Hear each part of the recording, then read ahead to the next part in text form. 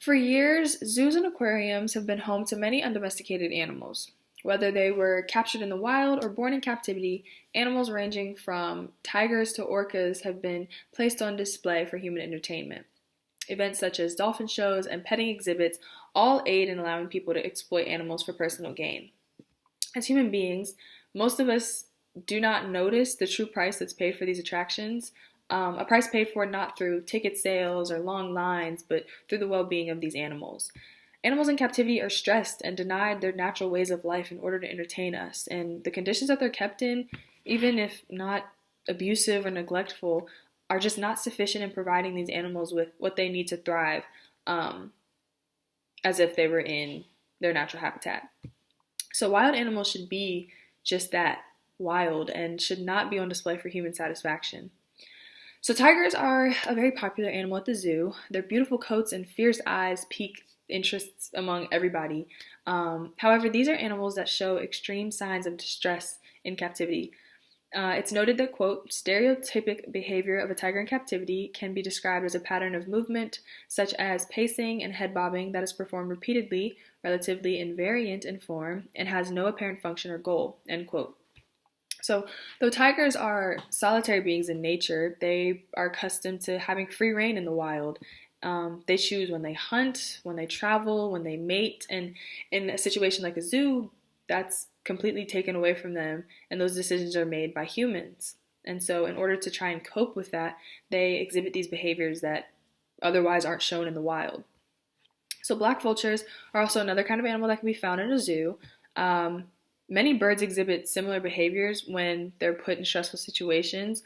Jennifer B. states that, quote, feather picking in birds is one such adverse behavior characterized by the individual breaking or removing of feathers and, in severe cases, excision of the skin, end quote. So vultures are not social animals and don't really deal with other living creatures that much.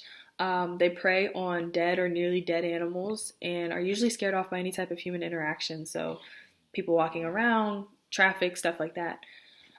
So putting these birds in a position where they're being handled and observed by humans daily forces them into truly frightening situations for them because it goes against their instincts. So leaving land and looking at water animals for a minute, aquatic exhibits pose the same threats. Orca whales are, quote, known for their global distribution, wide-ranging behavior, intelligence, and social complexity. They possess one of the largest and most complex brains in the mammalian kingdom, end quote. So an animal with such a vast range of intelligence just can't function fully in a glass tank. So behaviors such as, quote, vomiting, head bobbing, pacing / circling, comatose-like states, self-mutilation, biting on gates and bars, and tongue playing, end quote, are extremely common among orcas in captivity. These are things that these animals just don't do in the ocean. And also, orcas are not being given an opportunity to properly exercise. According to Aisling Maria Cronin, quote, in the wild, orcas can swim up to 100 miles per day, end quote. So considering that at SeaWorld, a popular aquarium in the United States, they only have orca tanks that are 350 feet long. So it's easy to see that these enclosures don't offer these animals nearly enough space for them to be comfortable. So to further help you imagine being in these animals' shoes, it's said that animals in captivity, quote, are like people spending their lives locked in empty living rooms. They are confined to tiny spaces with nothing to do, end quote. So this specific analogy is relevant today in relation to the quarantine in place because of coronavirus. So many people are experiencing for the first time the less than desirable effects that extended periods of isolation and limited mobility have on one's psyche. So most of us are now seeing, that being locked up, even though we have everything that we need to survive, it can cause us to feel irritable, unproductive, depressed, anxious, and so on.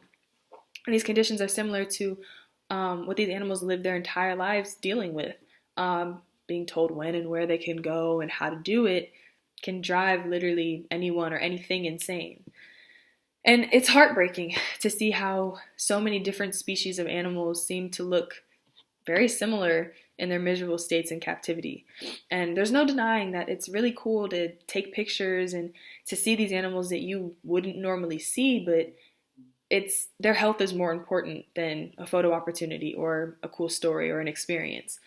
These animals deserve a fulfilling life that they can only live in the wild, not caged up and denied their natural rights in zoos and aquariums.